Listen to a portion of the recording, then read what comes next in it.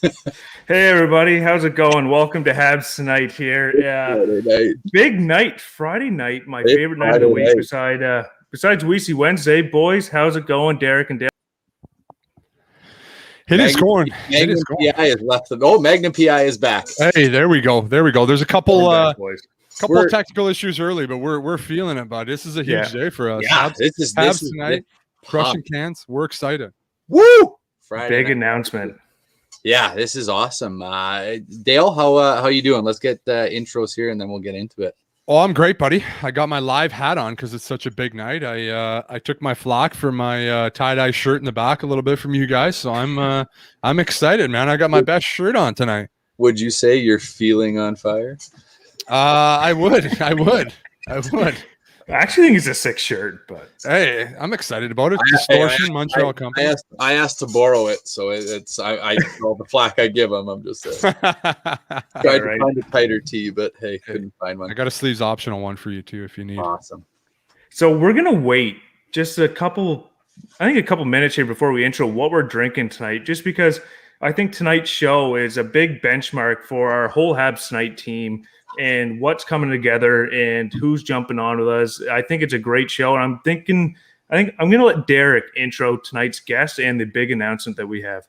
Yeah, this has been something we've always kind of said, hey, long-term goal, this would be unreal to happen. And just, the way we've been, sampling craft beers and whatnot, and to have one of my absolute favorite breweries jump on and actually say they're going to sponsor us is beyond belief, unbelievable. I never thought this would happen, but let's give a warm welcome to the guys from Torque Brewing, John and Brett. There we go. Hello. Hey fellas, how's it going? We're good. We're rocking. So tonight, I was going to say tonight's big announcement is Torque Brewing out of Winnipeg is jumping on as the Habs Tonight beer sponsor officially starting tonight, which is insane. Yeah, it's the Yvonne Cornway evening. That's awesome. That's absolutely. I'll go first here, boys. I'm going to pop open first. Oh, what do you guys drinking there? Love that song. The award-winning Witty Belgian wheat beer. Oh man, that is great. This thing is delicious. Sorry, Dale, are you on fire there? Oh, it's just a shirt. Sorry, it's good to tell. Sorry to tell.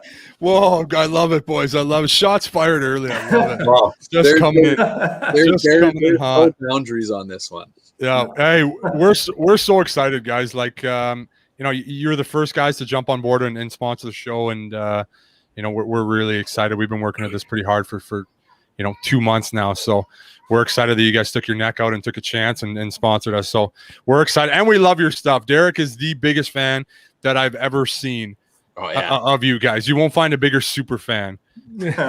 He's the biggest, so we really appreciate it, guys. They're super fans of hockey players. I am the super fan of this brewery. Thanks, guys. Yes. Thank you for having us. It's quite an honor to be a part of the show. I've been a big fan. I've been watching a couple of the episodes, and I'm happy to be on the show. Yeah, that's a beautiful background you got there. Oh, thank you. Isn't it marvelous? It is. Sorry. Cheers, fellas. We're going to have a hellas here. Hey, I love that. Cheers, guys. That one, we'll eventually get around to that one because that thing is woo. It's my favorite one.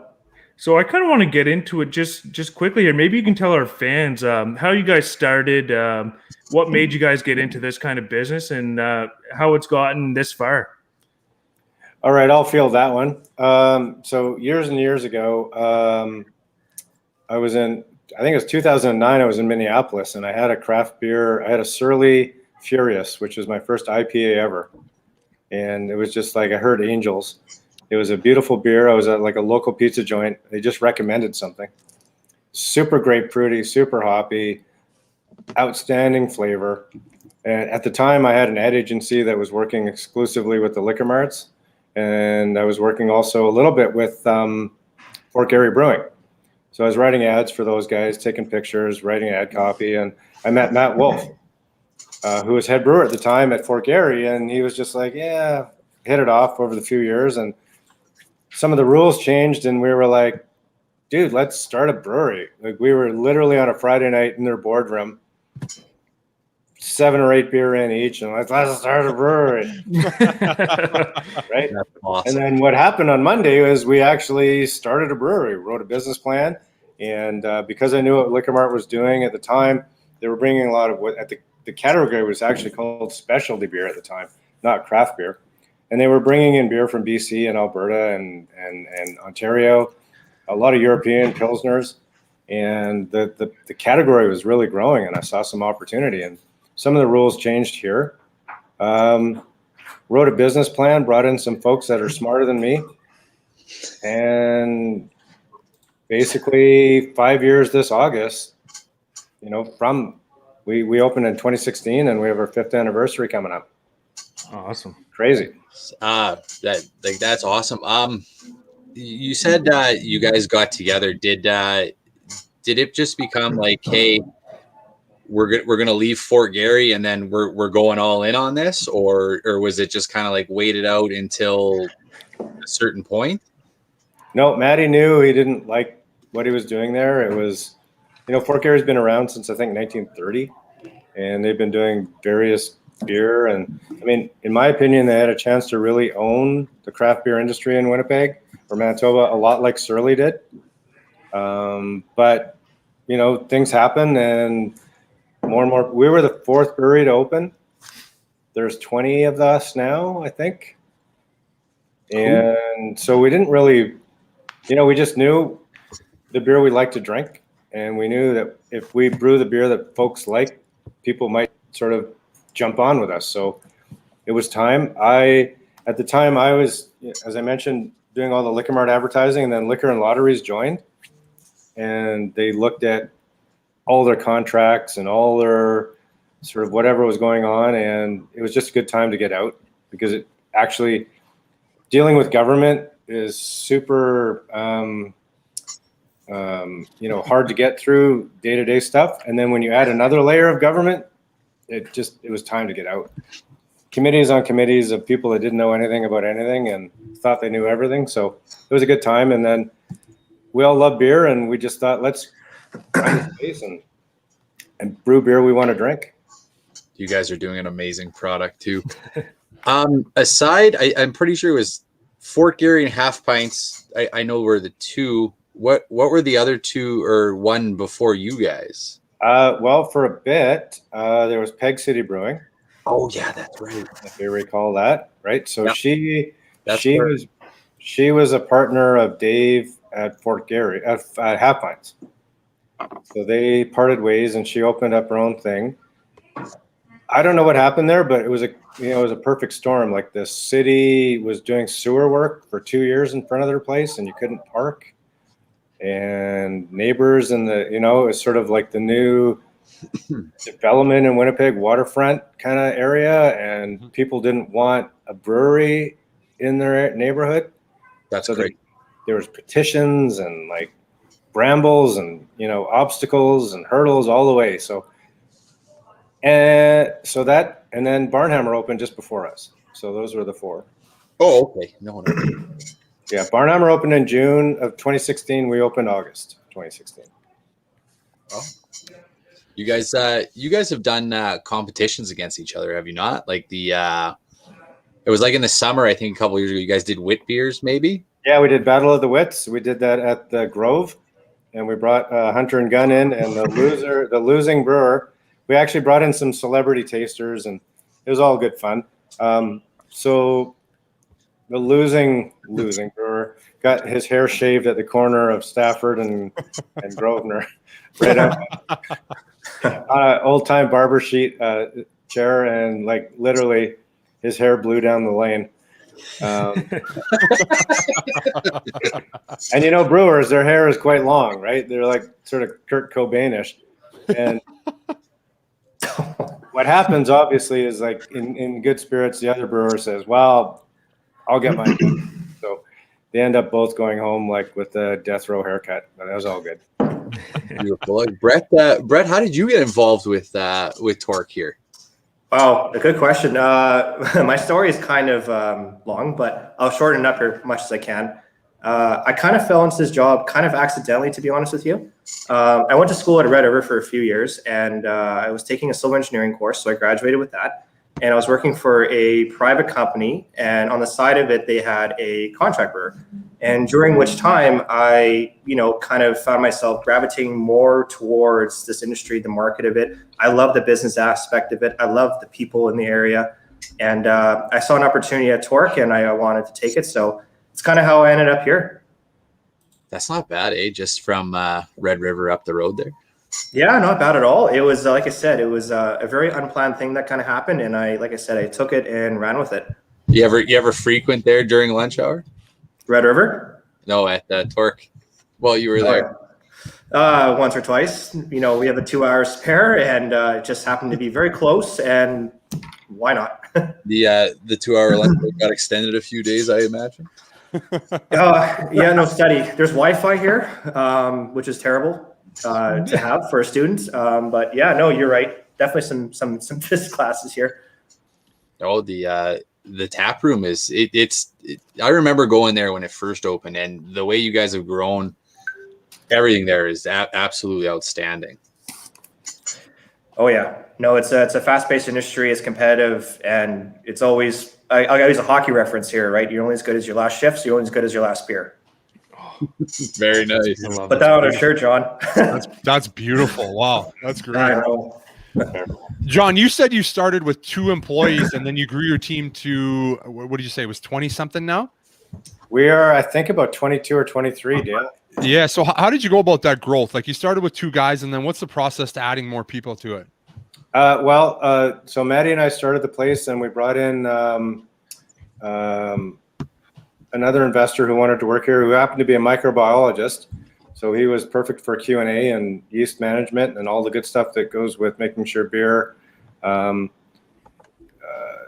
beer is leaving properly and living in the can properly, because there's been horror stories of second fermentation and infection and beers exploding. And so, it's a dangerous industry. I'm going to tell you that right now. It's dangerous. Right. It's being on the ice with Tom Wilson. Oh, that is dangerous. Never That is Too soon. Hey, you gotta talk. Hey, what did you think about that since you brought it up? Well, that was crazy. We were at the tap room, and I was like, my tap room manager was like, dude, you got to watch this, like literally opening face off, right? There was like every glove. I thought I was watching Slapshot. It's never a bad thing, though. I mean, who doesn't, like, as much as everyone complains, who wasn't tuning into that? NHL marketing people were pumped. Yeah, obviously. 100%. I remember reading somewhere that it was the opening highlights on ESPN in the States. When is hockey ever the opening highlight on ESPN in the States? Yeah, Great exactly. After that new Great fan. point. Yeah, so it was That great. whole thing was just nuts. The whole thing of it, like everything from not defending Panarin, I guess what I saw, and then the whole comments after the game by the New York Brass. That's just another world of thing. Right. And then the whole game after, that's crazy. Like, And then they got fired. The GM and the president got fired the day later for saying it. like holy, and the $250K fine. My God, have a payday. But like, Right. well, you shouldn't have said that. Truly. Like, I don't know what they were thinking. I don't know what they expect to happen, but it was pretty crazy. I know it's a crazy game when there's more guys in the sin bin than there are on the bench. Yeah. I was gonna say, you two have played on the ice before. Would you guys ever see that at Wally's World?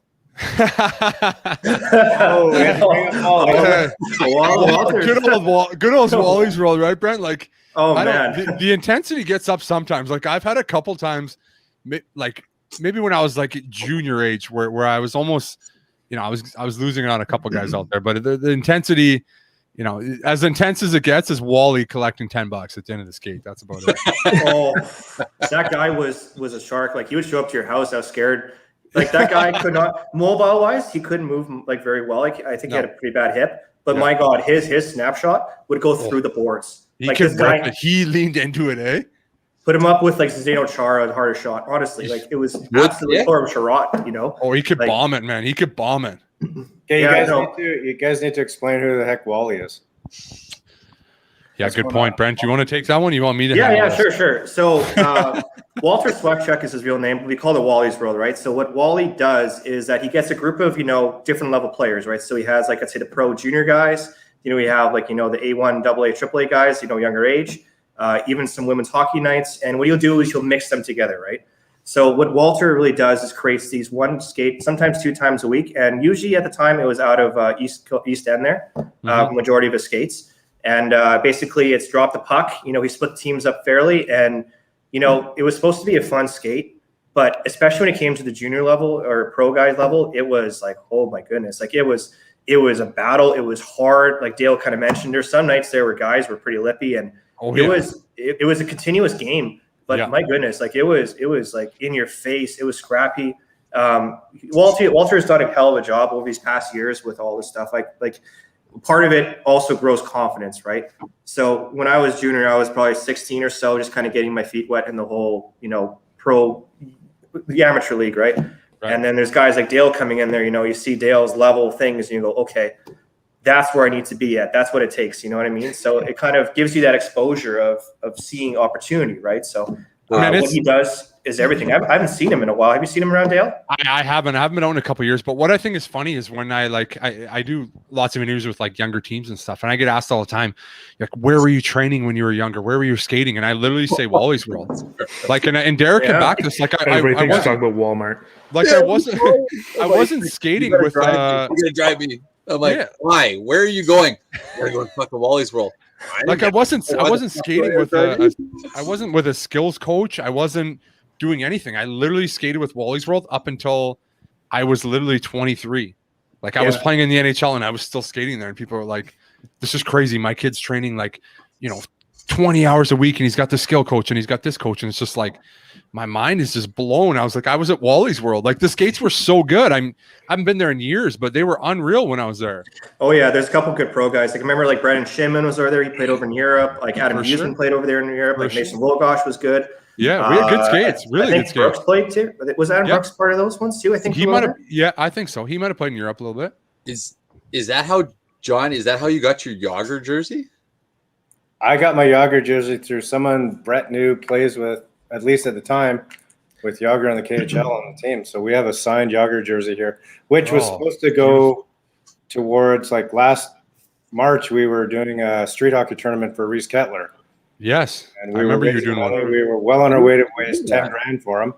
And like that Friday morning, we're setting up fences, we're setting up the rinks. And I check my phone every 10 minutes, another team bailed. So we're like, oh, wow. We had 16 teams, and now the schedule's all screwed up. No one can come and watch it, so we bailed on it. But at the time, so we'll probably use it for our golf tournament this year. Nice.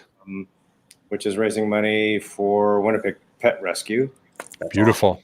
But yeah, and a year and a half ago, Bernie Nichols came by for an afternoon. Big Bernie. Well, he's not that big. He's about 5'10", 5'11", but his hands are as big as he is. And he'd telling all these stories, and he was just he was signing autographs for the afternoon. I got some awesome guy, some cards, and he kind of ruined a Torque hockey jersey of ours because his signature sucks. like we gave him a Sharpie and he sneezed. And that's basically, Bernie. Yeah. So how many red lines did he have before you asked him to sign? Yeah, that's a good question. That's a fair question. Bernie does not drink. He doesn't drink. He doesn't drink. At the time, he wanted us to get involved with a buddy of his from Toronto. He wanted to do a CBD infused coconut water for athletes. Okay.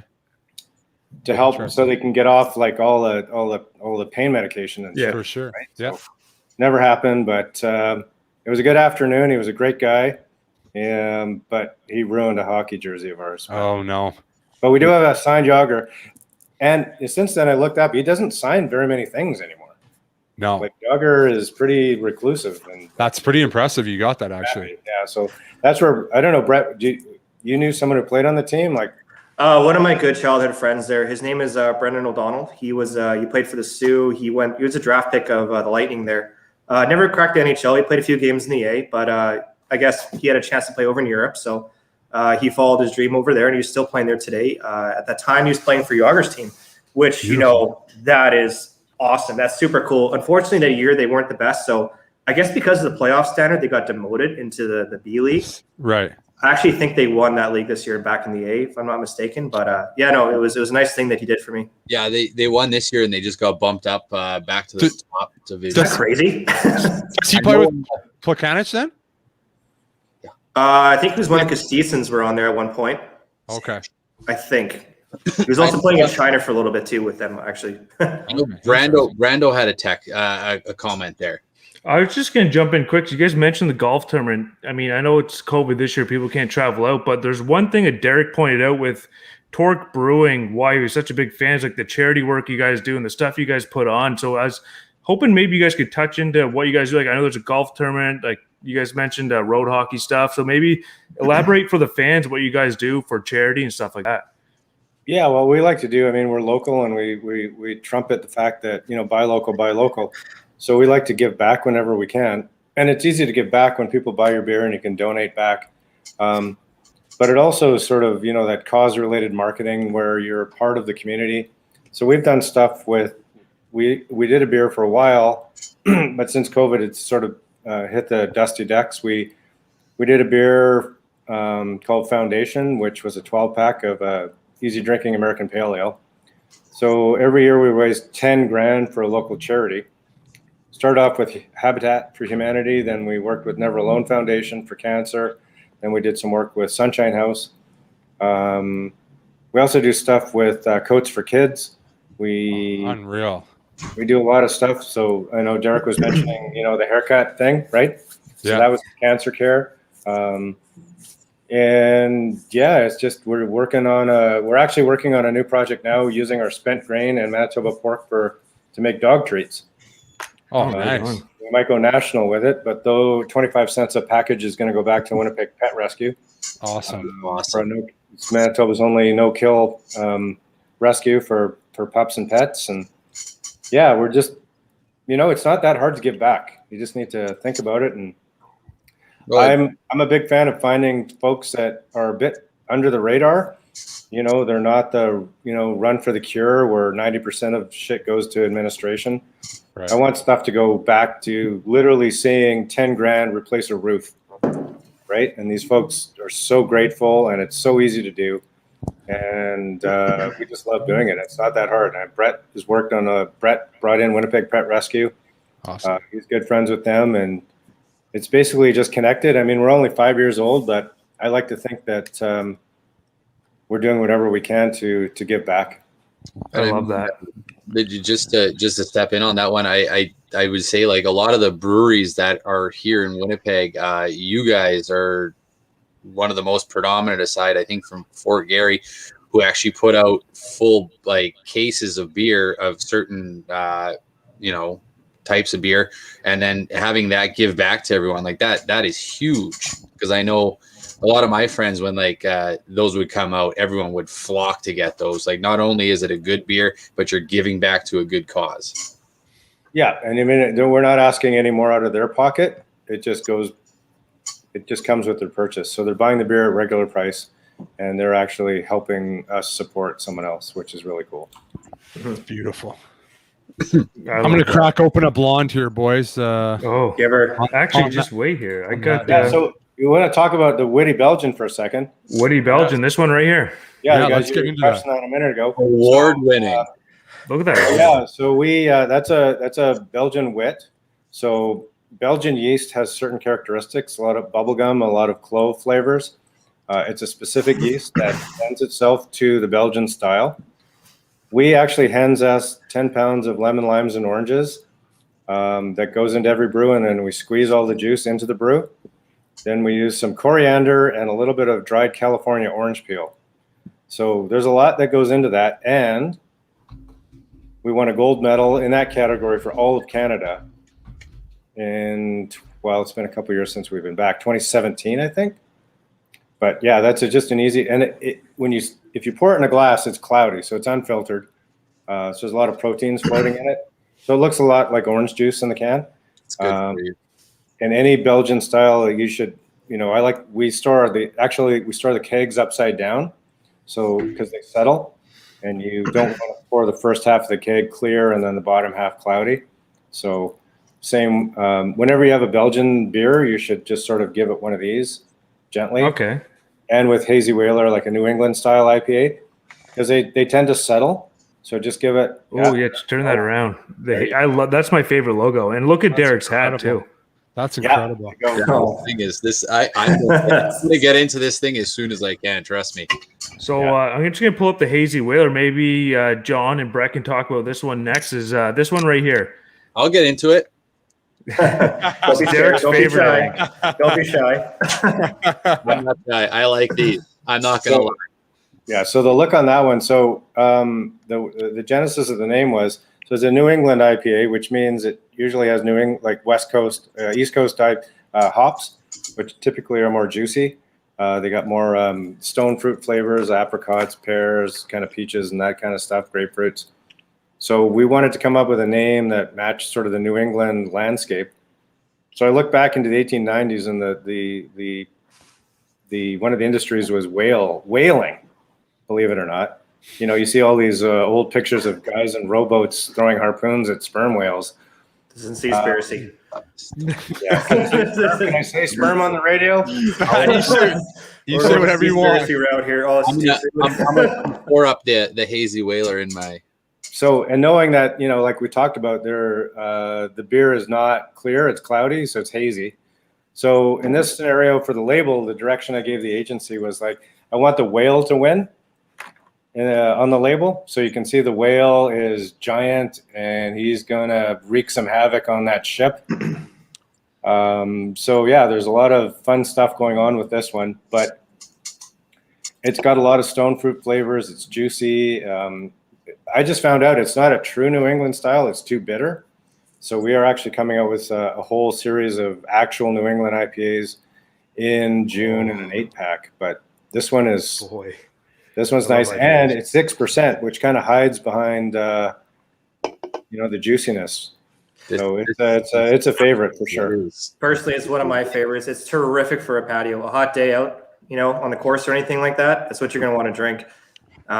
Just for the record, you buy more than 3. I often tell clients that, hey, you're buying a pod of whales here. So if you drink more than 3, you're drinking a pod. Oh, I like that. Oh, yeah, I know. So Brett gets to sell the stuff, so he gets to hear all the feedback. And when we have that available in kegs, he's selling them like crazy. Yeah. Did another thing though? You guys had these out in specialty 6-packs a couple of years ago, right? Yeah, we did the small can 6-packs.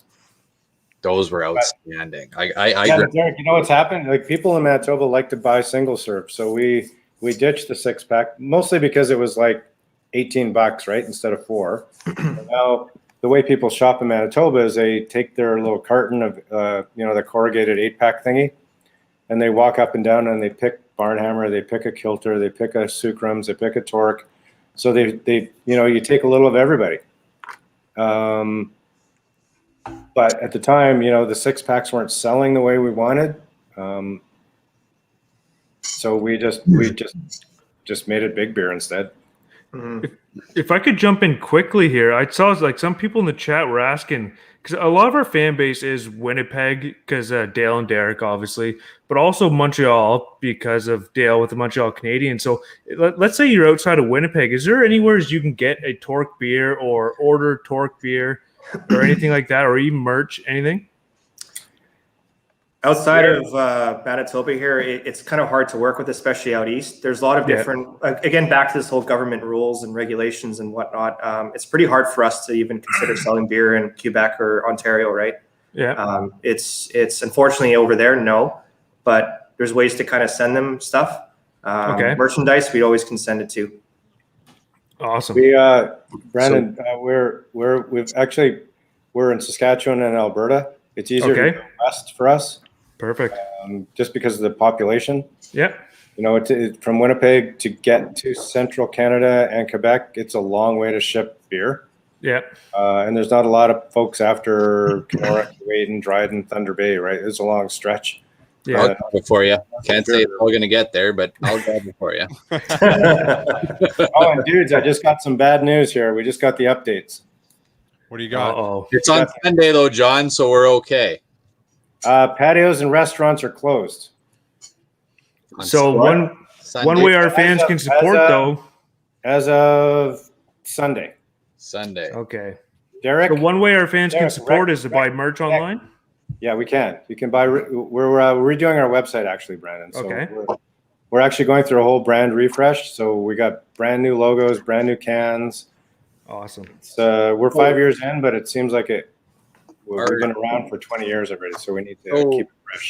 For the cans you have now, are they all going to change, or will some of the labels stay the same? They're all changing? No, they're all changing. So, for instance, I got some of the new red line today, and it's a brand new look.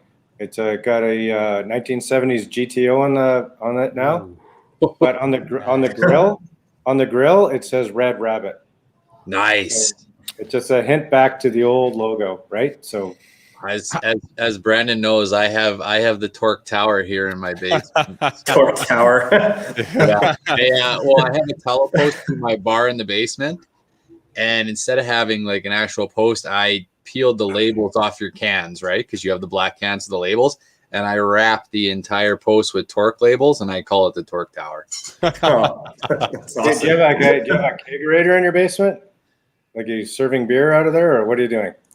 Or just cans? The wife has not signed off on that yet, so Should be. He's got the Torque fridge though. Should be. He's got a good setup. He's got the torque fridge. He's got the everything. thing is when the Fort Gibraltar Beer Fest a couple years ago, I won the Torque fridge. Oh, nice. Yeah, it's awesome. Match made in heaven. It is. Oh, yeah. I have been full on. Even there used to be the Winnipeg tasting tour when there was no COVID, where they would pick you up, they would take you to breweries.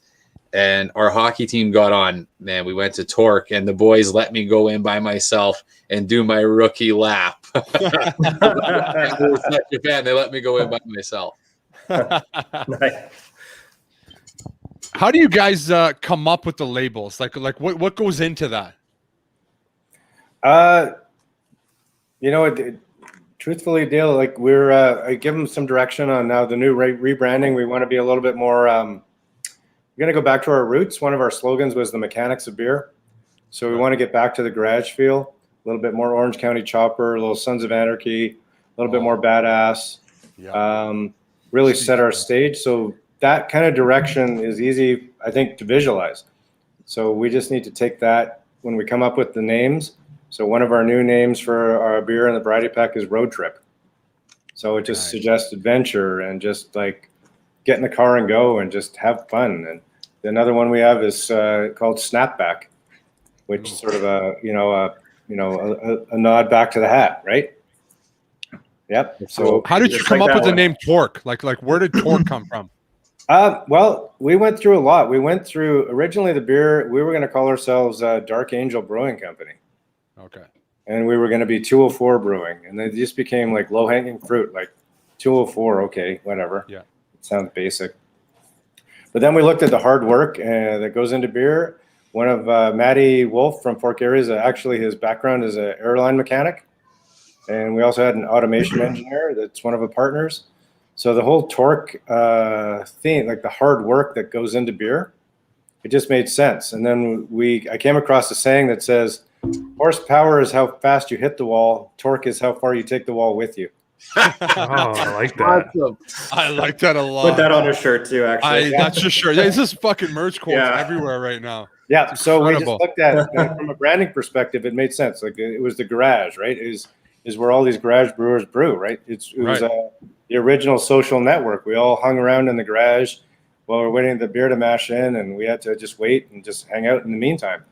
So yeah, it just had, and the mechanics of beer had a double meaning in that we physically were the mechanics that we were working on the beer, but we also knew the intricacies of the beer and as far as the mechanics of it went. So it just really went well, and now we're really going to go back to basics and revisit the sort of the reason we became to be and own that zone. Right. Which is where Derek's sweater comes in, right? Derek, do you mind just pointing your camera down quick? Yeah, he's got the mechanics of beer right there. Yeah, There there's you the go. story. A couple of wrenches, Beautiful. and some badassery. You don't want to put Beautiful. me down. There might be a wrench down there too, right? You sick fuck. Sorry about that, Wow. Dale. Jump in there. Dear Jesus. God. No, I love the everything that you guys do, from the branding to the name is incredible. Like, it stands out. Like, I can walk down any aisle in the liquor mart and, like Torque Blonde, like this can stands out to me. Like, your branding is so good from a business aspect. I love it. I think you guys do a tremendous job on that side. That's what really stands out to me is your branding is unreal, and the name is just fucking awesome. Like, you want to drink a beer and the name is Torque, like that's a fucking that's a beer, like Tough beer. That's like that's awesome, right? that's a dressing room beer, Derek. You want to have a Torque. No, I'm telling you right now, like even on our team, like as Brando would say, the Bud Lattes have been pushed out and the Torque Blondes are in. Like this is the new dressing room beer. You can't go wrong with a blonde, no? It is So fucking Derek, Go Derek, ahead.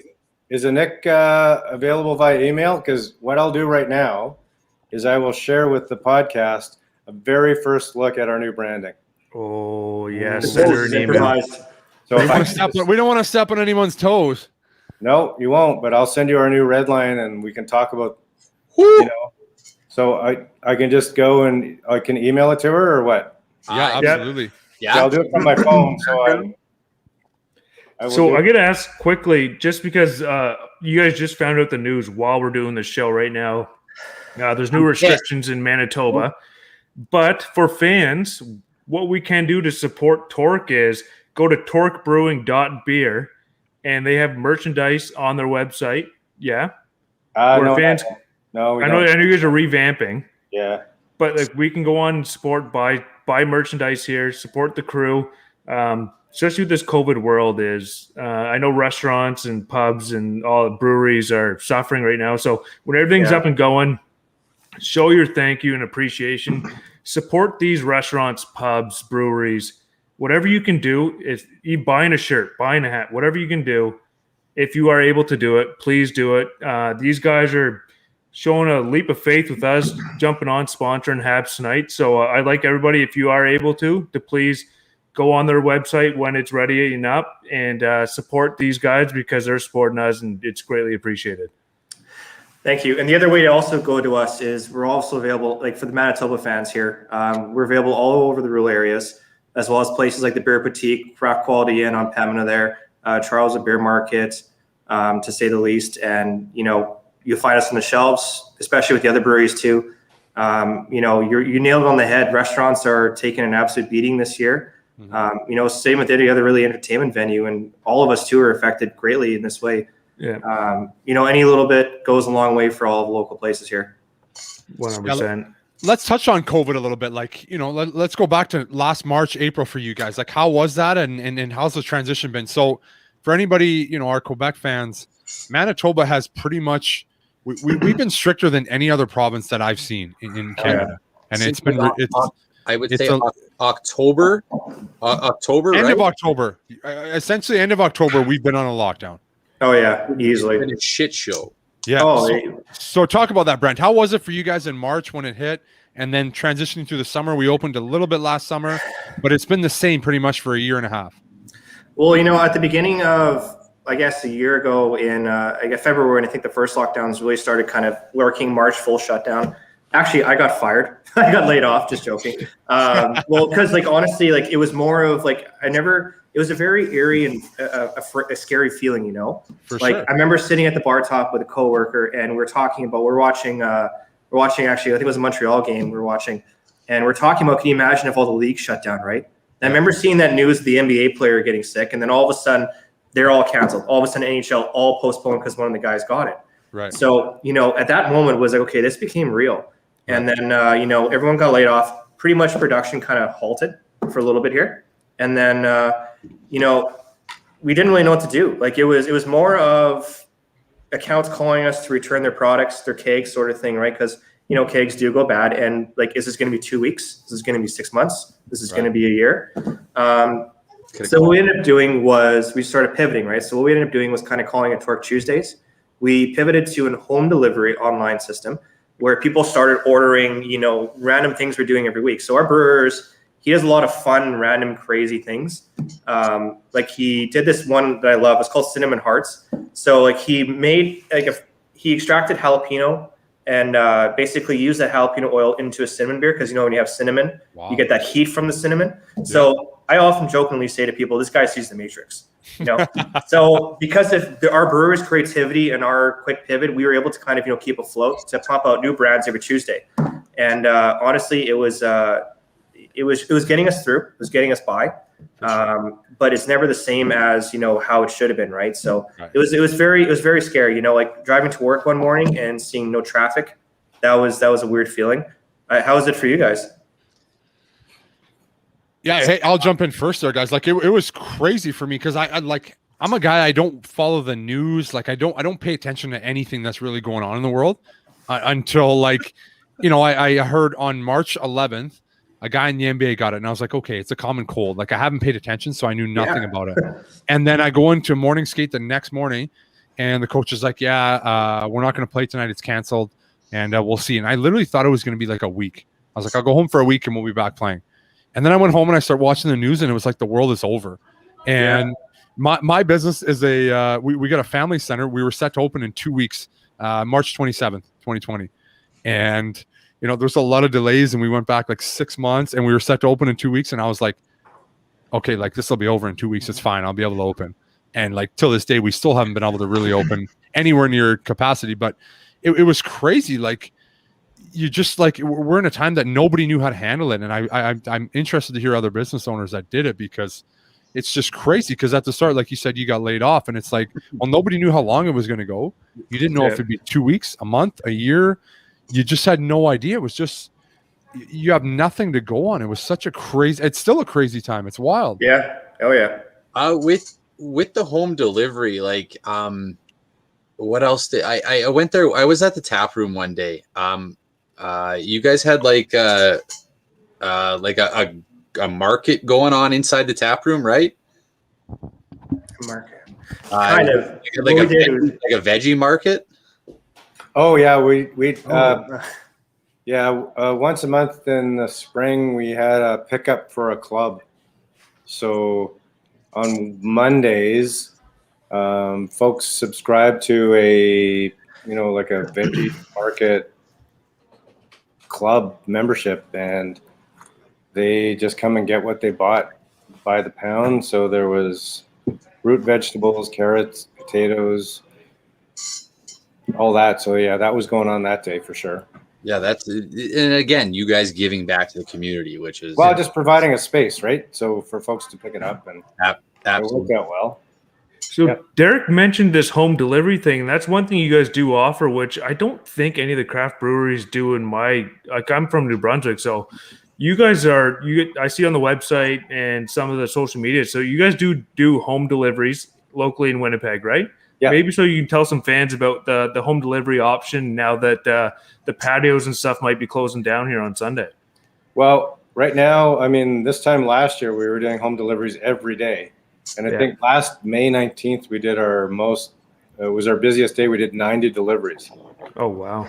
So we were bringing friends in. We were delivering. Brett was delivering late at night. And we were all doing what we could just to keep the doors open. Right now we're delivering Wednesdays and Fridays. But as of these new announcements that as of Sunday, restaurant patios are closed, retail's at 10%, and all rec sports are closed. So we're gonna, we're basically shut down again. So we'll have to. So for your Winnipeg resident, order the home delivery Torque beers, and let's keep this business going here. Keep it going, or pick up our beer at the liquor mart or a vendor. Yeah. This time, people last year it was almost like a honeymoon phase. Oh, it's summer. I'm getting served. I'm going to get beer delivered. This is fucking awesome. Yep. And then, October rolled around and my pants don't fit and I don't. Too many red lines. There's a lot of COVID babies out there and our pants don't fit and my bank account isn't what it used to be and I can get beer somewhere else. So It was a new thing this time last year, right, over the summer, and then we kind of opened up a little bit over the summer, and then when our key accounts stopped ordering kegs and stuff, then we had to seriously think about what we're doing with our beer. Is the big black truck running? The big black truck, Derek, has been taken behind the barn. What? I heard stories about this thing. Yeah. Although whoever bought it is still driving it around town and still has our logo on it. Oh, really? So free advertising. So in 2016, Matt, Adam, and I, we bought. It's a long story, but I'll shorten it up. Matty bought a 5-ton on the internet. Take your we have all the time in the world here, and this truck is absolutely. Matty bought a 5-ton on the internet. Sounds like a great novel title. So first of all, he got fleeced on the internet by some guy said he'd put it on his flatbed and bring it. Just had to email him $500. Well, that's the last time we ever heard of that guy. He was a good salesman. Great salesman. There's so many. Oh my goodness! Hire this guy. Fire me. Hire that guy. Yeah, it's all coming up my Facebook memories now because it's 5 years ago. It's like, why are you bringing this up? This memory I'm trying to suppress here. It's all back. I'm back in therapy now. We're packing the box while we're filming. So we decided to get in my Audi and drive to Barrie, Ontario. We're going to go straight through. We're not stopping. So we left at 8:30 one morning. We got there 9 o'clock the next morning. And we're driving through North Superior in April. Ain't nothing alive in North Superior in April after like 8 o'clock. Like there's no gas stations. Sure. All the trucks are pulled over. All you could see are night danger signs. And so I took a break. I was driving for like 12 hours and I'm sleeping. I'm falling asleep, but something's not feeling right. Hey, Brett made the boss drive the entire way. Oh, Brett wasn't even hired yet. Adam, I got nothing to do with this. I got nothing to do with this one. Yeah, Adam, Matt, and I are driving, and then I'm sleeping in the passenger seat. Matt's sleeping in the back. Adam's driving it. I'm trying to sleep, but something ain't feeling right because it's getting a little like jerky. And I wake up, and Adam's like he's like sleeping at the wheel, and we're going over. Oh, there's your red line. We're going like around guardrails and like he's barely making it. He's sleeping. So I said, dude, let me get behind the wheel again because we're going to go. So we made it to Barrie in, 24 hours. And then we got the truck. We started her up and we made it all the way back to Sault Ste. Marie. And we were like, oh, we're going to party when we get there. Woohoo. Yeah, this is great. And we were like, let's go save Sault Ste. Marie. We were asleep. First of all, we found out the truck was running on, instead of 4 cylinders, it was running on 2, and it was spitting oil everywhere. So we were putting our flashers on the hills coming back because it wouldn't do more than 20 kilometers an hour up the hills on the highway. So that was a hazard. Is that where Red Line comes from, the IPA? Red Line? Yeah, because you guys were on the Red Line, like you said. No, that Red Line just sort of came. I thought that's where it came from. I was like, story we should be telling everyone. Hey, exactly. Yeah, there would have been, Brandon. There would have been a lot of other names for the beer from that. Okay, my bad. Sorry, what are you drinking there now? Yeah. Nice. But you got there, Dale. Something new looks like. Nice. So the black truck is gone. Could be. Black truck is gone. Dude. I got the black can, boys. I got the Radiant Blood Orange. That is dark. That is beautiful. Glorious, Dale. Oh, it's just one of my new favorites. That's a fucking badass can. Look at that. I love it. Well, and that's the thing, though. Like people, a lot of beer places, like they don't label themselves. Torque has their signature black can with the labels all on there. The marketing's incredible. I love it. Blown away by your guys' marketing.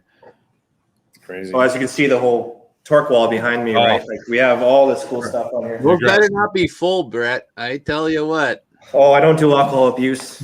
I'm not here. Not here. This does not go well here. Oh, that's for your story, John. I thought Red Line came from that story, but I want you to keep going here. Like, you guys are getting back here. Sorry. I was gonna say, John, like I interrupted his story, just asked if that was where Redline came from, but No, I mean, Redline, I mean, it just worked well with the whole automotive thing, right? So that one is our red IPA. So we use caramel malts, which changes the beer looks in the glass. It's kind of like a nice ruby color, and it's kind of malty, and it just worked with pushing the limits and being maximum RPMs and redlining it, right? I love that. So we initially we had the rabbit on there, which was just super hoppy again. Whoa. Oh. So I like to add a little. There. I like to add a little nuances. So that one actually won a gold medal as well, and a bronze in that category for all of Canada. So that if you don't mind, John, sorry for interrupting you. I'm just gonna say can we throw up the new one? Oh, the new one. This is the old one right here. But so I'll give you, so this one's got sort of the checkered flag in the background, right? Like the award-winning finish line. It's got the hoppy rabbit, got a bit of an attitude. It kind of has a tachometer there with the circle, right? Sort of a nod to race car. And here's the new look. Is it? Can we throw it up, or should I just? I'll throw it up here on the phone. I'll try and get it close to the camera. See if we can see it. I don't know if we can throw it up actually. But I sent it. Yeah, I sent it. Look at that rig. Look at this. Look at that rig. It's not a focus. These kind of cans, these are the ones that I don't know. There will be people that will not open these beers and will save these cans, which I will tell you. Drink the beer, save the can, because the beer is. Drink the beer, save the can. Get that on a shirt. It's beautiful. Yeah, we have like 4 shirts we made out of this right here. We got a lot of merch. And this thing is a phenomenal red IPA. It is so smooth, nice hoppy. You get those caramel notes. It is glorious. Goes well when you're having a steak on a Saturday, Friday night, Monday night, any night of the week. Actually, 100%, you're right with that one. Anything where it's an intense flavor dish, like curry, like Mexican dishes, even very insane Asian like Asian dishes where it's flavors coming at you hot. This beer kind of matches that. So there's 5 hops, a little bit caramel that goes into it. Like I said, like 6.5% is sneaky good. Even though it won a gold medal in 2019, I'm pretty sure we get the gold in 2020 because it got canceled. So I think we just carry over prize. Yeah, I think that's how it works. But 2021 hasn't passed yet. Yeah, so the Bombers have won the Grey Cup 3 years in a row now. Yeah, we're on a hot streak. Put out the old special 63 again. The Wally beer, the Amber Lager. Oh, that thing was delicious. Yeah, oh my! That was a nice summer beer. That was a good one. We raised money because both my dad and Chris's mom passed away from Alzheimer's. So we raised money for the society through the beer sales. And, Special 63. Chris is a great guy. He's a big man. He's 6'9", probably 350 maybe. Oh, he's huge. Hall of Famer. Yeah, right. Legend. Hall of Famer. And, none of his fingers point the right way. Like they're all broken. He's a great guy, and it just was a good cause. So that was an Amber Lager as well. I always like to joke as well on the red line. Everyone has a red line story they can't remember. I got a few. I love that. Yeah. How often are you guys trying to make new beers, or do you have a timeline? Like, okay, we have our new ones. Let's see this roll. Like, how do you guys go about that? Well, good question, Dale, because we want to keep things fresh. We have our core beer, which, if you want to go to a barbecue, you pick up your 15-pack of blonde, right? Mm-hmm. But if you want some of that blood orange radiant Saison you're drinking now, that's a one-off, once-a-year thing. We do keep it fresh. It's almost like the fashion industry, right? You got to keep on top of your game. You may not always buy it, but you might like a version of it that you can buy every day.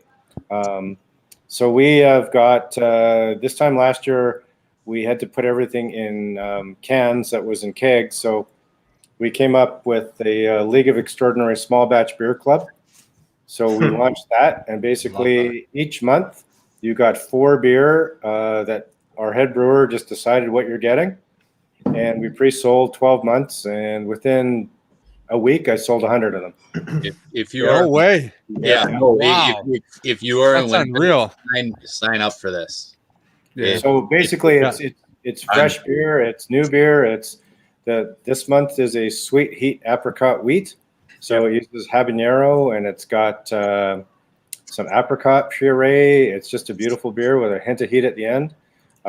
We're also doing, I think last month we did a beer for breakfast, which was a bit more of a coffee notes.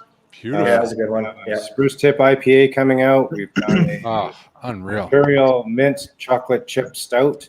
In December, we had two ones I loved. One of them we called it Salty Uncle Dunkle. That was a caramel chocolate dunkel, very light. Everyone has Salty Uncle Dunkle. We know that. The other one was Perry's Chocolate Orange. That was personally one of my favorites in December. Everyone just shaking their head. I just love the one of my names favorites. are One of my favorites. hilarious. Those I are was all going to John. ask quickly, It's all just John. for fans who are just getting into craft beers, maybe it might be hard to explain or might be broad, but could you maybe explain what's the difference between like an IPA, a stout, a pilsner, stuff like that, like the basics of what people are getting or what kind of taste they want? Maybe kind of explain what they're buying or what they want to look for if they want a certain thing. That is Okay, sure. Yeah, that's a good question. So, I mean, we're all familiar with big beer, right? Labatt, Kokanee, Coors Light, Lab Light. We all The grew up. domestics. Yeah, we all grew up. They all basically are fizzy yellow water. Not a lot of taste. yellow water. Honestly, though, yeah. All right. We're gonna get in I trouble. mean, they all taste the same, right? Fizzy yellow All right. water. That's beautiful.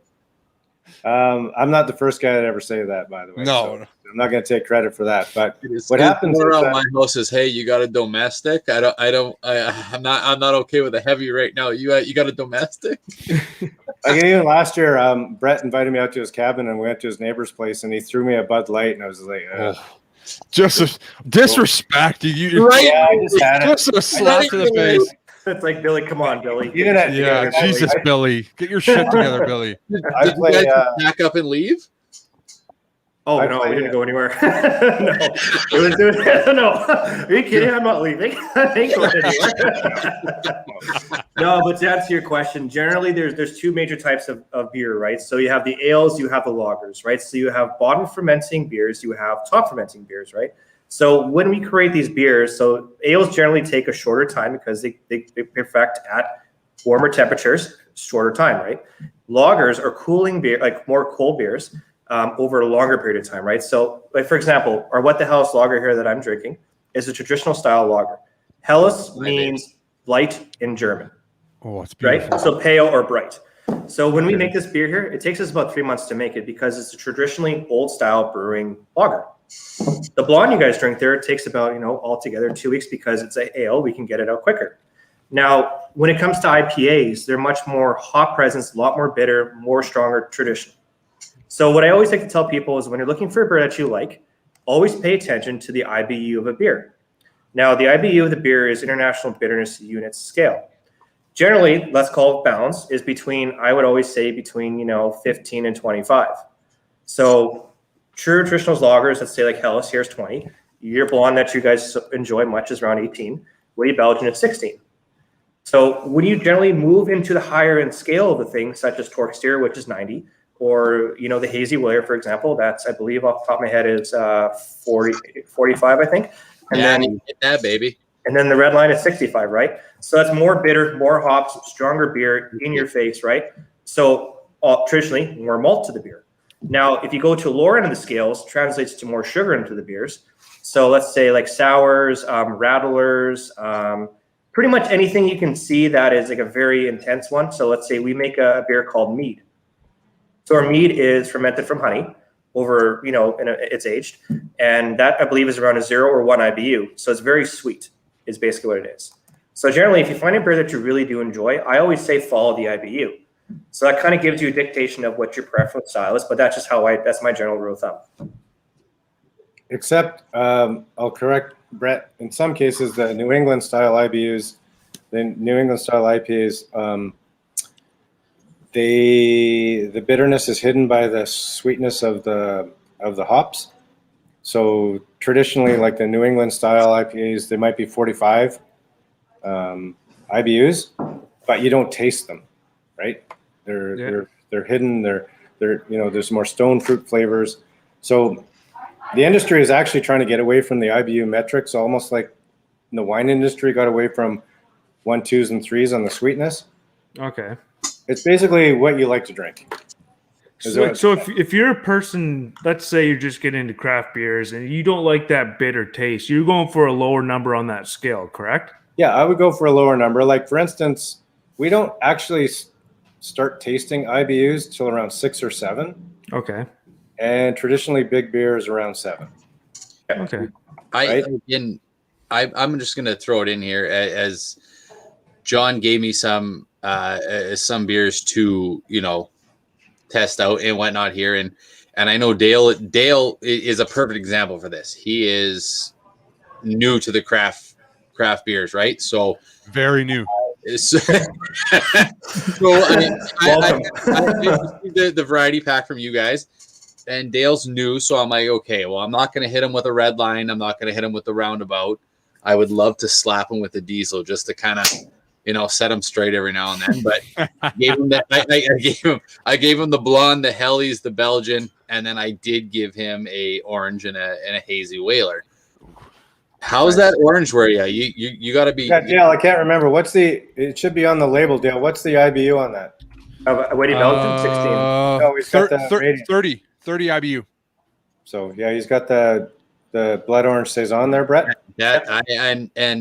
My wife actually went by the tap a couple weeks earlier, and she picked up the I think the Dunkelweizen. You guys, the hazy pale ale too. How was the pronunciation there, Dare? That was fucking impressive.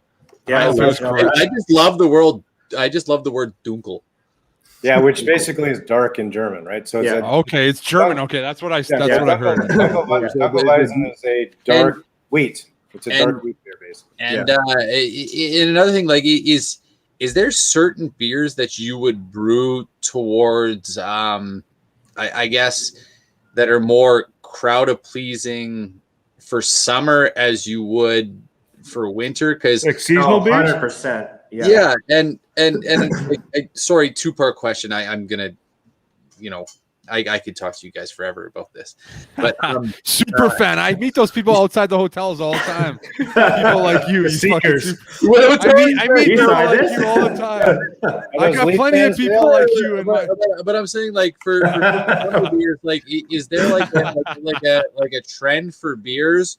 Whereas I have found, like, you guys have always had the Magnetic North, where now other breweries I found have been putting out like a Hefeweizen. Hefeweizen.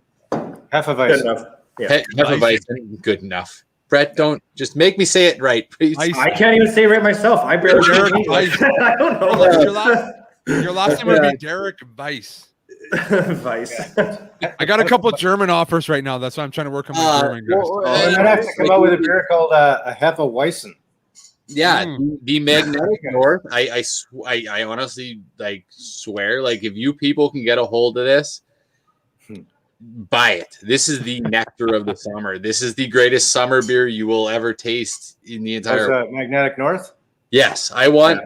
I will take like a 400-liter keg. I don't even know how big that is. I just, please. What's the what goes into the Magnetic North? Let's hear what goes into that. Glorious, pure glory. How do you make that? Traditional summer wheat beer. So boys work their magic on it. It's an easy drinking wheat, so they use malted wheat instead of malted barley. Okay. And it's a cloudy beer. It's a refreshing low. It's lower. It's like under 5%. Not unlike what you're drinking right now, Dale. Just with a little less citrus. Yeah, this is the best summer beer I've ever had in my life. I think this is incredible. Your life? Oh, it gets better. In my life, honestly, like I'll admit it. Like I'm not a big craft beer guy. Derek has been stressing it for years, but this is incredible, actually. So I mean, we're trying to wrestle with that too, because we want people to get into the drink local, baby. Drink local, but you know, craft beer has two things, right? People think it's expensive, for one. Right, for sure. People think it's like unicorn strawberry IPAs. For Right? sure. Yeah. I would, As Wacky an outsider, beers, for sure, I could see that. Oh yeah. I would buy that. So Dale, our blonde ale is a craft beer. It's right now $22 at the liquor mart for a 15-pack. It is the Yep. new locker room beer. Like That's that. incredible. Yeah, I It's bring new it to everything hockey. here. That's I bring it to incredible hockey, price. It's crushable. Like craft beer, it doesn't have to be. I mean, any beer could be like any craft beer could be crazy imperial stout, and Oh, that's yeah. 12%. Brett mentioned we do a mead, which is the oldest style of alcohol on earth. I think it's 3,000 years old. Basically, it's fermented honey, right? There's nothing else in it. Right. So it's got a lot of pear flavors, lightly carbonated, a little sweeter, but it's not a beer. We couldn't even sell it at the beer vendors. We had to sell it at private wine stores. We couldn't even distribute it ourselves. Like some of the rules here in the province are so archaic, it's ridiculous. That's crazy. A lot of hurdles. Craft beer has kind of become this ubiquitous term that we're trying to, I'm actually putting together what I'm going to call like an intro to craft beer 4-pack, which will have our Hellas, our Blonde, our Witty, and an easy drinking American Pale Ale. I think that would be huge. But in that pack, it will have a brochure which walks you through some of the terms and some of the beer you're drinking. It includes a tour back at Torque to see how the beer is made. And it'll be priced less than what you could buy them individually. So we want people to come into the top of that beer drinking funnel. That typically, my daughters used to drink Bud Light and Budweiser and standard. Yeah, exactly. Whatever was on the shelf because it was cheap. Yep. Sure. Now she likes sours and like awesome beers that are more complex because they understand them.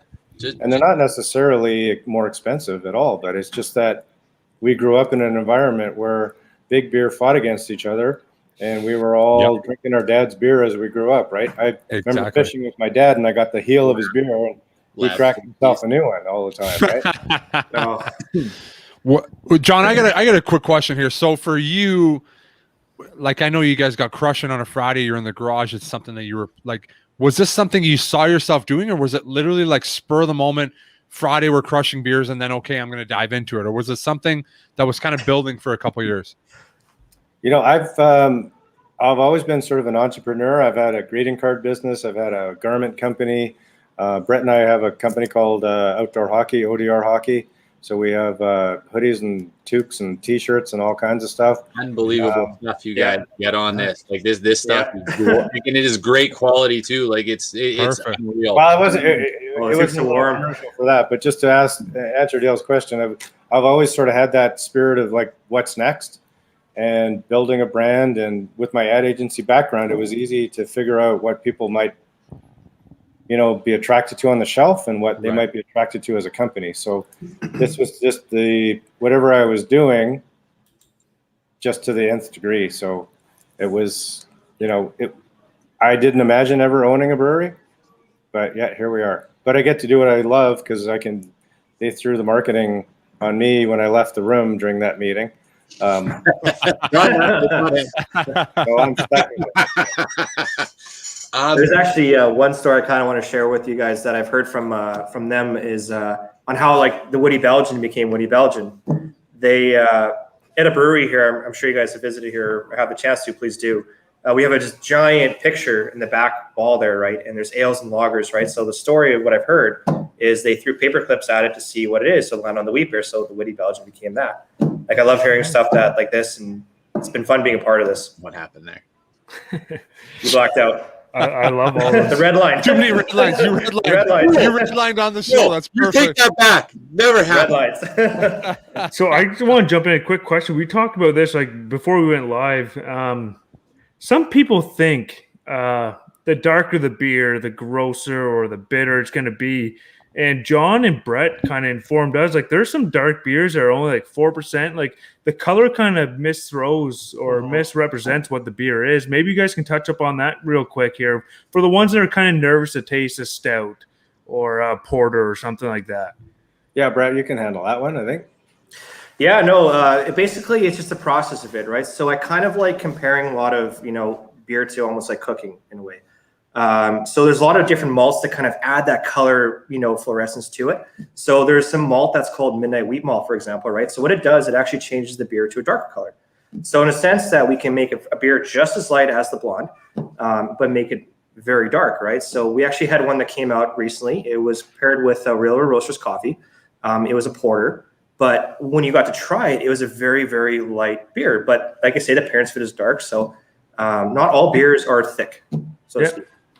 Well, some people think like the dark beers are the 9%, but like you guys were saying, this JDF Saints here in our chat said like a Guinness is a very low scoring alcoholic percentage, where you guys can have a light colored beer that's 9%, right? Like, the color throws people off. They think a dark beer is gonna be gross, a lot of alcohol content, but it's a big difference. I think a lot of it goes to like previous experiences too, right? Like what have you had before that maybe makes you think of that, right? Yeah. Not all, like I say, if there's something new we want to try, by all means, definitely do it. Like there's nothing wrong with trying one. Yeah. To touch on that too, there's dark beers that are heavy, right? But you guys, I believe, I want to say it was 2 years ago around the time you collabed with Surly to make your Callahan Rye, I believe it was an IPA. You guys had a Belgian triple that was out in the tap room too. The Callahan, that I got one here for you. This is a fantastic beer. Like if anyone that is watching or anyone gets to rewatch this or watch that was a fantastic beer. But you guys did have you had a triple out too at that time, I believe. I think it was just in the tap room. And I believe that was 9%, and you would touch on that, and you would honestly think it was like a 4% blonde. Right. It was so flavorful. Yeah. So this month we have a Belgian triple coming out. So it was not for you, but for the league. Sorry. Like that. Still gonna get a case. I'm excited. But so basically, the triples were basically brewed for the Trappist monks to get them through Lent, right? Because they couldn't eat. So they'd have heavy beers to sustain themselves. So this one's called, be careful, it's a trap. And it's, just for the league for now. But yeah, you're right. A lot of them, when we we do a roundabout, which is an English dark mild. It's dark in the glass, but it's just a traditional style at 5%. We do a Russian Imperial Stout, which is 11.9%. So it all has to do, optically, if you put a focus group together, folks would inherently expect the darker beer to be the stronger beer. But we have some double IPAs and triple IPAs that are bordering on 10 and 12%. But they look like orange juice. Oh, yeah. Sign me up. Yeah. I'll take 2, please. Yeah, I love the IPAs. Oh, yeah. You're going to need a few of those, but as a new dad, you're going to need them. Yeah. So, I think Dale's drinking the What the Hell Is right now. So that's our Munich lager. Yeah, we actually changed the Winnipeg water. We add some chalk to it to replicate the water in Munich to give it a smoother flavor. That's a beautiful can. Brewer wants to do is make a good lager, because you can't hide anything in a good lager. It has to be clear, and you can hide a lot of infections in a big beer like a Russian Imperial. Right. But a lager has to be clear. It has to be crisp. A few years ago, we did a traditional Czech Pilsner. We brought in reverse osmosis water from Culligan's because we needed to bring the water right up to the right softness as in Pilsen, Germany. Tell me Brett has that can. Oh, do I ever? What has he got? What do you got there, Brett? This is the old check, please. I'm not even going to say it. Check, please. On my notes here, because I love that beer so much. I peeled the label off. Which one don't you love, Derek? It's another great sponsor. Yeah. I think Brett heard this a lot when he was playing hockey, except it said, "Will you check, please?" Yeah. Just you hear the taps on the glasses, hey, and all of a sudden you go, "Oh crap! I got a meatball on my shoe here." It's great. But yeah, in case you're wondering, this bear is dancing and picking up the tab. Speaking of checks, so all right. Hey, are you guys ever willing to bring that one back? If we can get water, so everyone makes we use a I don't know, a dried coconut husk water filtration system here, which purifies the Winnipeg water, which is awesome water anyway.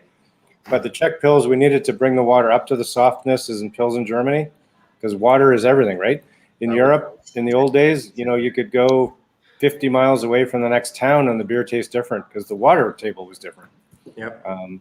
So that beer was probably the most expensive beer we ever made, but people have sort of like I want to call like a foundation price for beer, like a price you're willing to pay for something, whether it's a car or a television or a house, right? We all have this sort of benchmark. For sure. We couldn't charge $7 for that beer. We had to keep it around $3.50. But it was a great experiment, and the water makes the beer. Okay. It really does. It was awesome. Sorry, John, just to jump in here, I don't want to put you guys on the spot just because I'm not familiar enough with, like I said, like I'm with Dale, like I'm kind of new to the craft beer thing, but there's one comment here in our chat here I'm going to pull up in the bottom. How about low carb options? I'm type 2 diabetic and sadly only have a few beers I can have several of, and they are your typical mass-produced colored water. Is there anything in the craft beer game or what's coming about maybe in the future for people in this kind of scenario? I'm gonna let John take this one. Yeah, we haven't really. I mean, as a business, we need to look at the market, and it would be great to brew a beer for everyone. We get a lot of requests for a gluten-free beer. Yeah. Truthfully, the flavor you get from beer comes from the malted barley. Okay. It's really hard to replicate that in a gluten-free. Glutenberg is a company that does a really great job of it in Canada. Every time we were at the Canadian Brewing Awards, they would win every, they wouldn't even leave the stage when it was bronze, silver, gold. They just stood up there. Okay. But on the low carb options, we were actually looking at and it's interesting this about this comment because this is where the market tends to be going right now. Yeah. First of all, I'm seeing a weird trend in that a lot of craft brewers are getting into the seltzer business. Yeah. And it's a really competitive market. When I got a shot from a friend today from a local beer vendor, and Coors just launched the seltzer, and the cases were to the ceiling, right? You're not going to compete in that market. You're going to lose, right? Doesn't make sense. That's just basically it's flavored water with some vodka. Yeah. So either that tells me that the brewers cheating are finding that they can't sustain, they're not making good enough beer in the volumes they want, and they thought they would, buy a baseball team. Right. See how that went? Nice. The owner wanted to meet Brad. True. Nailed it. Yeah. So people tend to do things very reactionary. But the market is not, we actually looked at doing a zero alcohol beer. But the problem with that is you need to brew it with the alcohol and then take the alcohol out. Jesus. And It's a very tough process. That was very, very expensive. And the market is actually in the Michelob Ultra or the 67, right? The low alcohol, right? Which get you the low carbs, right? We're just not there yet as a young company. We need to establish our brand before we start splintering it. So we're just pulling everything back and regrouping, and we'll let the big folks look after. Okay. Yeah, After they can have that. Yeah, that's an easy business decision. I'll jump in, and I won't make you look like the bad guy because. Like it just doesn't make sense when you guys break down the analytics and you see what's selling. If you're going to jump on someone, where the market is so small, it just doesn't make sense for you guys. Yeah. And I was just curious, just because you do see a lot of the seltzer game, right? And I was just curious, like if craft beers are figuring a way to get into not a seltzer game, but a different kind of game for just for folks that are in JDF Saints' shoes there. And I was just curious what you guys' answer was. And I didn't mean to put you guys on the spot either. No, I'm just curious what the answer is. It's a great question. It's seriously, it's a different whole other market as to what we do, truly. Yeah. I appreciate the answer. Can I play devil's advocate here though? But like if you all the big brewers want to jump on the seltzer where these guys are, they have the flavors already in their beers as you're drinking them, where why do I want to bubble this up? And you know what I mean? Like if you really want to try something and really taste the palate of these beers, it's already there, right? Yeah. I mean, 100%. I'm thinking like folks that are jumping into the seltzer market are going after a different demographic. Yeah. Kind of like the 100%. Pink Whitney crowd, right? Yeah. Sort of the lemon flavored gin or lemonade flavored vodka, and it's just they're going after the younger demo. I don't see that as our growth strategy, and I would rather do something really good rather than doing a lot of things crappy. That's Right. Someone said the other day, "Don't go half-ass, go full-ass." Yeah. Always Yeah, full ass. Every Always go time full loves ass. a big booty. Always a You're gonna full do- ass move. It's always a full ass move. There's no If doubt. you're gonna do it, you got to overdo it, right? Well, It's funny too, though, because like you drink a domestic, like young kids drink domestic beers, like they think they're awesome. Yeah. But like as you get older, like you start drinking craft beers. Like, oh, this is what a beer is supposed to taste like. This- and then This you is can what a drink beer craft is supposed to all night. taste like. right? Yeah. With domestic Yeah. afterwards, you're like, Yeah. oh, Yeah. gross. Dale, as you gave me shit last week, Always. that's a lager. This That's is a lager. this is That's a a lager. fucking lager. That's a fucking lager. Crushing Okay, Cans. so- This is a fucking lager. That's one of my Dale, favorites. Dale, That is my favorites. So Actually. Dale, that's a Munich lager. Available in 12 packs, people. Oh, but hold on, Labatt Light is a lager. Not But that this is not even Not even that close. good. This is Yeah. not even I close. know, but I'm saying so that's a lager. There's two different Right. lagers. I mean, And that's Alexander Keith's is an IPA. that's crazy to me. This is We're crazy. learning Like, so true, much. But the other half of all this though, right, is like sometimes like your family has been drinking the same beer for 20 years, right? Dad was drinking Bud Light, great course. grandpa was drinking Yes. Lucky, it's Yeah. always in the family, right? So it's more Right. it's more of just changing it, it's just, hey, like, we'll give it a shot. Hey, if I like it, I like it. If I don't like it, you don't like it, right? Yeah. right. And I've been Don't forget, listening to we're Derek. growing up- Believe me. We're growing up with kids that never saw a rotary phone. I don't know Yes. what that is. Oh my god. Oh Did my you guys, Greg, like- come on. Dale used to ruin my MSN Messenger time with the rotary phone. 'Cause All the he'd time. I never said. Remember that one. Derek, get the fuck Get off the phone. I want to MSN. be on the internet. I have another quick Derek. question. Quick last question, because I know we've held you guys way over time. Yes, This has sorry. been awesome, guys. It's all good. we are definitely like with this sponsorship. I would love to have you, and like you guys especially, or anyone in the tap room or the brewers, anyone who wants to jump on cans to kind of give us what's going on around the brewery. It's my final question would be, I know you guys have done collabs, and I know COVID's probably put a halt to this, but is there anything special coming out? And are you guys doing some of your specialty beers, like say the Hoppy Jalopy, which is, yes, it's an American wheat beer. It is a gorgeous label. It's Awesome dead. We beer. took it behind the barn, Derek. No, I got that one. Yeah. The Jalopy Here. too? I gotta go behind this barn. Behind the barn.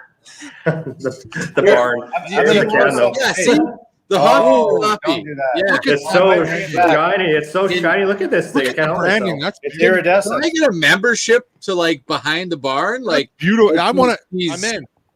Hey, I'm gonna throw you some. know what? We're going to the behind the barn Hey. tomorrow. Dudes, I'm gonna throw something out. I'd like the Weiss brothers to come and brew a beer. Oh, I would 100% be in. Do it. I would- Come brew a beer. Don't be shy. Don't be shy.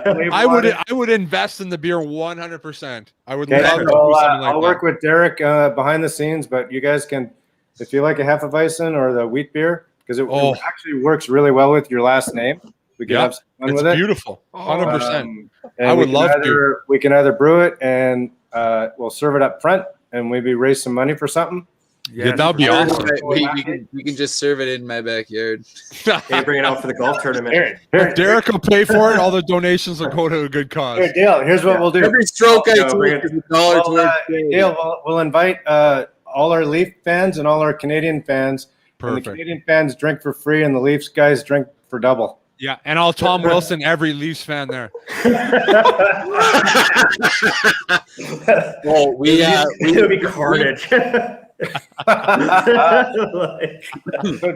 So Dale, what's up with you in the hockey? What's going on with you for hockey? Yeah, so it's crazy. Actually, I've had a lot of European offers lately. I've had a ton of German offers. It's funny that you guys, we've been talking about Germany kind of as a joke, but like, I got some good German offers. I can bring my family there. I have some Russian offers. I got a lot going on. So I heard German beers are not bad. Oh, maybe, yeah. maybe you bring the Habs family here. Hey, maybe we go. Maybe we go and we bring our experiment. We Torque friends research. with us, and we get a Joyman Toik. Yeah. So so just briefly to touch on that, it's crazy. So I've been talking to a lot of European teams, but I'm kind of like, I didn't want to play this year because I didn't want to miss out on free agency in Europe. But now the teams are like, well, you didn't play this year, so we think you're done. And it's like, it's kind of a weird situation. So I think I got to kind of go over to Europe and kind of prove myself again. And like, I'm not old. I'm 32 years old. I'm in the best shape of my life. I've had 8 months to work out. Like, I feel great right now. I'm on some, we got loggers going right now. So we're good, guys. So how does that work for ice time and training? Like, how do you stay motivated? Yeah, so it was weird. So in October, I had NHL offers. I had like 10 tryout offers, but I was like, guys, look at it was starting mid-January. I haven't skated since October. Like, I live in Winnipeg. The rinks haven't been open. Like, I can't even go behind the scenes and skate. I can't. Like, I was talking to Mark Chipman, and I was like, let me go skate outside at what's the rink called, Derek? Manitou? Camp Manitou. Okay, I was like, let me go skate there. Like, I'm trying to keep my career going, and like, that place is awesome though. Like, you know what? You should have called Wally. You should have called Wally for some. I should have called Wally. He probably had some underground like lake thing going. He might have had a backyard rink. Let you sued us. So it was. Sorry. It was frustrating for me because I couldn't skate for 2.5 months, and here was teams asking me to come try out, and the training camps were 10 days. So it's like, it didn't make sense to me. I was like, I'm going to skate for 10 days. I'll make a fool of myself. I haven't skated in 3 months. So I'll just wait for Europe. So, all right. Well, you can come skate with the Moobs. I'm in Tuesday night. Tuesdays in Sanford. Hey, I'm in. So I'm gonna start coming. I'm gonna hold you guys to that. So this Tuesday, can we? Well, we'll see. I don't know. Probably not. Well, but on Dale, like on the road to Germany here, one of my roommates, he played out there. He actually just got back recently, about a month ago. Yeah. And his experience out in that area was terrific. People, yes. Exactly. He had a great time. Everyone welcomed him home. Obviously, It was a little bit tough with COVID. Yeah, for sure. But the experience I've heard from over there has been, great. I haven't heard a bad thing. Like, I talked to Derek Roy yesterday because I have some good German offers for some pretty substantial money. And Derek Roy, an NHL guy that's played 750 games, probably made about $35 million in his career. He went over there and he's playing for, peanuts in his world, and he loved it. Like, he swears by it. He's like, man, I had the time of my life. It's probably the best time I had playing hockey. Oh yeah. So it's like, I don't need the money at this point. I want to go in a situation where I can still play and maybe prolong for 3, 4, maybe another 5 years. Who knows? I feel like I'm on another level of other guys. Like, conditioning wise, I've taken care of myself a little better than most guys, and I've been scratched probably 200 games in the last 5 years. So I haven't played as many games, so I don't have as many miles. So I feel like I can play power now. Yeah. And I have torque power now, so we're on a different level. The hell's lager in your blood, so you're fine. You're gonna be and if I go to Germany and I'm going to go to Germany and maybe do some research for the boys. Dale, I'm still fueled by torque, and like, honestly, in the beer league, I'm at like at least a -200. I've had Well, you've never been a plus minus guy there. You've never been the bumper stumpers, and you know what? I love the bumper stumper. Come winter hours. It's a heavier beer, and it's got that cinnamon flavor. And you know what? I enjoy it too much. I show up, and hey, I'm a liability. Derek, you were -8 after your first shift last Tuesday. Oh, that's not even. He told me he was like, that's not even a lie. That might be had a good outing. That's a Moves record. You're going for the green jacket, apparently. Jesus, yeah. Green jacket. Anyone who back checks is off the team. So I told Derek too. I was like, "Don't go out there and be the asshole." But he gets off the ice. He goes, "I think I did a good showing." Because I was like, "Dude, you're out there with John. Like, we need to make a good impression for Torque." Exactly. That's what we talked about. Shake, baby. He clearly didn't. Hey, our team won. Hey, Derek, I think I might have a Torque hockey jersey for you. Oh, beautiful. How much would you As love long as that? Dale doesn't ruin it like Bernie, we should be okay. Well, I'll show you Bernie's signature. I should go and get it. It's just basically Dana with the super sticker, $14. Thanks for supporting the channel. Hunter, thank you. What is that all about? Yeah, sorry. What's a super sticker? He just donated $14 to put an emoji kind of thing into the chat, and Laughing at the I'm a liability. Yeah. Dang. Hey, hold on. I'm going to go get that Bernie Nichols jersey, and I'll show you what happened. No, Dana, thank you very much. Most appreciated. I love the Dolphins. I'll have to get a torque jersey for my background here too. Yeah, you should get a short jersey for your background there. Brett, is there any way and anyhow we can get Mr. Magnum PI some torque? This guy needs some red line in his life. I'm sure there's definitely a way. I mean, I can't be sipping on sweet, delicious nectar here and hanging my buddy out to dry here. Sweet. Okay, are you ready? Ready No, you can't do that. Selfish. signature? What do you got there, Johnny? Give us the finisher. There's a Bernie Nick. Oh, Bernie Bernie, come on. And the Sorry, it kind of looks like it's hieroglyphics almost. Oh, yeah, it's Bernie. like he sneezed. And then John, I got some memorabilia that I'm. hold on, we got this one. Oh, that's beautiful. Oh yeah. We got the Yager on the back there. Was this pre or post naked photo? It's on the OnlyFans account. Yeah. So yeah, speaking of which, just to quickly touch on, like Derek and Dale, you guys are going there tomorrow to Torque. Yes. Yeah. I'm gonna bring you some memorabilia tomorrow, John. I gotta add to your collection. We got something for you. All right. Well, I got 7 Jets signed sticks here, and the one that is the really most interesting one, I have a Pierre-Luc Dubois stick, but it's 18 on the stick, but he signed it 13 on the blade. Hey, So I don't know how to comment on that one. I heard he's I'm not even going to say what I heard about him, but I'm just all right. That's a very interesting signage. He gets confused. It's a good player. He's a good player. I'm not going to comment on his mental capacity. I don't know. Most of the Jets are shooting the wrong way because I got 7 sticks here and 6 of them are lefties. Are you a righty? Oh, I'm a righty. Oh, yeah. Good man. Good. I got a righty coming your way then. That's perfect. A right-handed defender. Nice. I should get in the league. Come on. I'm a top commodity. Hey, perfect. This guy picks pucks out of the air and goes bar down. Perfect. Oh, yeah. 6 pucks out of the air. Wrong guy. That's not John. That's not John. That's not John. You're going to call me out. I'm going to call you out. You're a beautiful man. You're Jeff Petrie style of defenseman. Let's go. I'd never played more than community club hockey.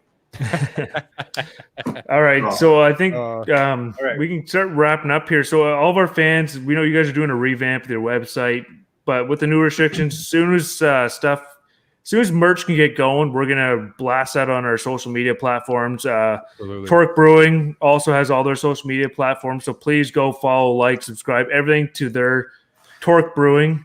Go follow them. They update every day, different beers, different pairings, all the likes, where you can find them in Winnipeg, the home deliveries, all this stuff, especially the restrictions. Now, if you are a Winnipeg resident, please order the home delivery. Let's support this brewery for jumping on as a Habs tonight, official beer sponsor, which is crazy to us. Yeah, we appreciate it so much.